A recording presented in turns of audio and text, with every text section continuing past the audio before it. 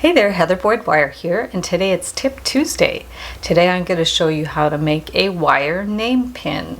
So what you're going to need for this project are your tools. I'm using non-tarnished brass wire from Beadalon and your file. Depending on the length of your name, you're going to need about anywhere from 12 to 20 inch piece of wire. So I'm using the brass because it's quite a bit stiffer than copper wire. And what you want to do is leave some on the end to make your pin. So leave, 3-4 inches on the end. And we're going to go ahead and I will do my name for a change. So we'll go ahead and form the name. And I have other tutorials that will show you how to do the upper and the lower case for the letters. So you can definitely check those out as well.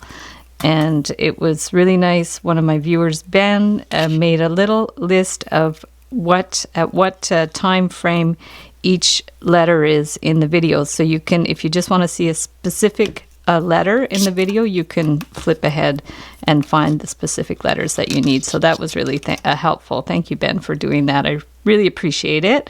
And so we're just going to go ahead. There's the H. And then we're going to do the E.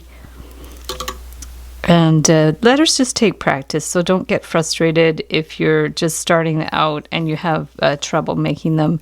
It's a learning curve. You definitely need to, work on it. And you'll develop your own style. Like my style, I would say, is a little bit stiffer, but you'll definitely develop your own style. I have 2 pairs of round pliers. I have a slightly larger pair that I use, and then a slightly smaller pair. Everybody asks me where I get these tools, but unfortunately these tools I bought many, many years ago, so you can't get these exact ones, but I'm trying to source some pliers that are similar. So I'll link up below. I have a little affiliate shop on Amazon that I'll just, I found a few items that are kind of similar, and I'll add to that list as I find some that are good. And also, if you have any recommended pliers or tools, you can mention them in the comments as well to help other people.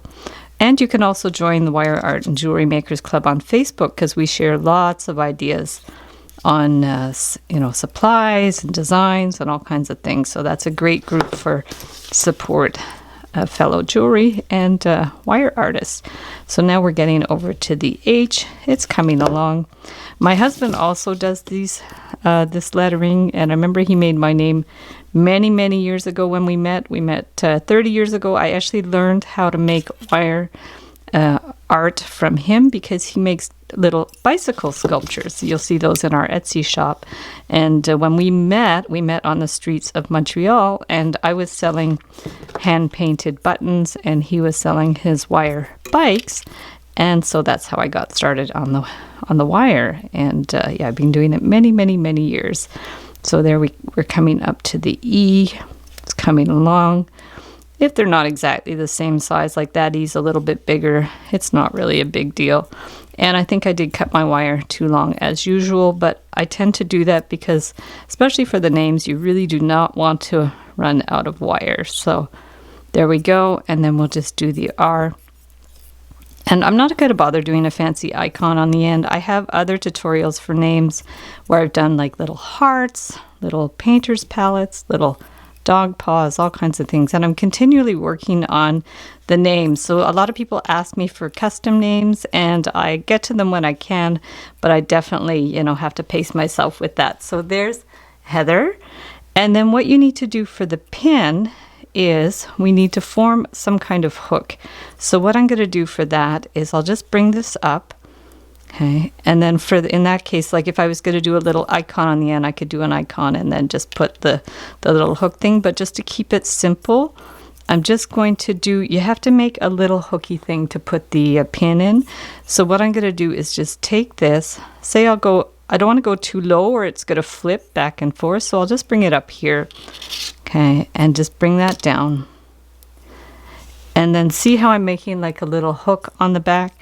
And then you want to not have a rough edge. So what you want to do from there is make a little teeny loop here so it won't be scratchy, right? So you're just going to bring this around with the tiny end of your pliers and just bring it around like that. Okay, and you can even, a trick that I have when I do the ends and the ends, I pull it even a little tighter. So if you pull this wire, that'll make that round even smaller.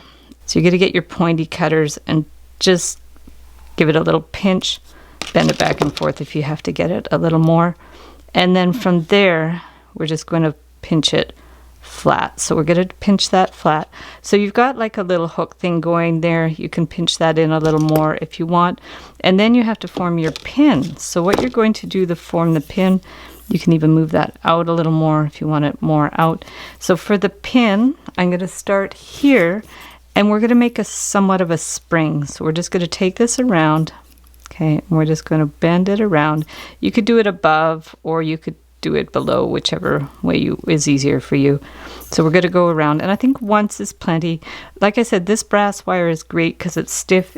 Copper, you'd have to get a hard copper because most coppers that I use are very soft, but the brass works really well. You can also use sterling, or I use Argentine silver, which is more of a non-tarnished silver. You can buy that on Etsy as well, and it makes for a really nice pin. So there we go. So we've made a little spring, and then this is just going to go into here. So make sure it's opened enough that you can get it in, but not too open that it's going to fall out. So you just put that into there. So there's your pin, and then when you cut it, you're going to want to cut it on an angle. So let's just cut this on a bit of an angle, and we want it definitely sticking out a little bit.